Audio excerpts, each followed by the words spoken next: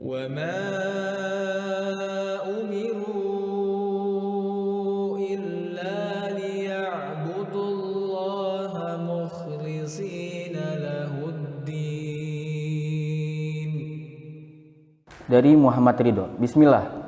Ustadz, bagaimana hukumnya tidak sholat berjamaah di masjid karena adanya wabah corona ini? Dan apakah sama pahalanya jika kita sholat di rumah karena pandemi dengan sholat di masjid? Ulang pertanyaannya. Bagaimana hukumnya tidak sholat berjamaah di masjid karena adanya wabah corona ini? Dan apakah sama pahalanya jika kita sholat di rumah karena pandemi dengan sholat di masjid? Baik, kita ketahui bersama saat sekarang ini ditimpa dengan musibah yang kita maklumi bersama.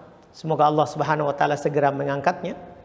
Sering muncul pertanyaan, apa hukum sholat di rumah di saat-saat seperti ini? Tentunya kita katakan sebagaimana yang difatwakan oleh mayoritas ulama kita sekarang ini, boleh sholat di rumah dengan udzur yang ada. Dengan udzur yang ada. Kata Ibn Abbas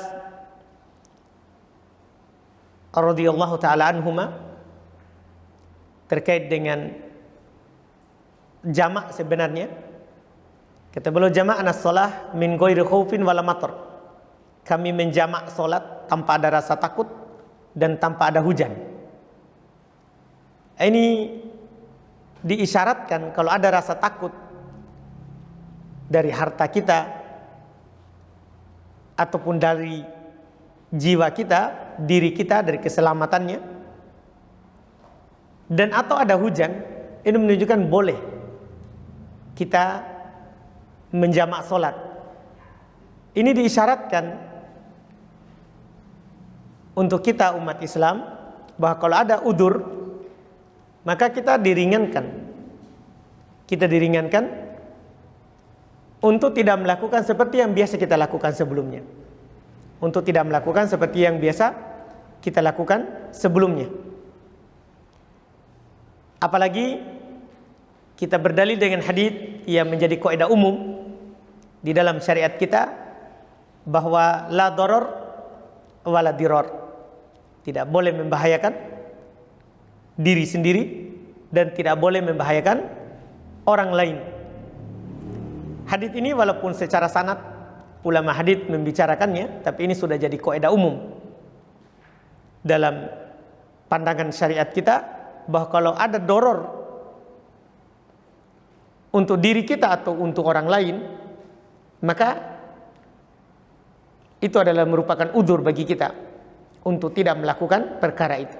Seperti sekarang ini untuk sholat berjamaah di masjid, apalagi pemerintah kita menganjurkan untuk sholat di rumah. Untuk sholat di rumah. Masalah berikutnya, apakah pahalanya akan sama kalau kita melakukan sholat ini di rumah?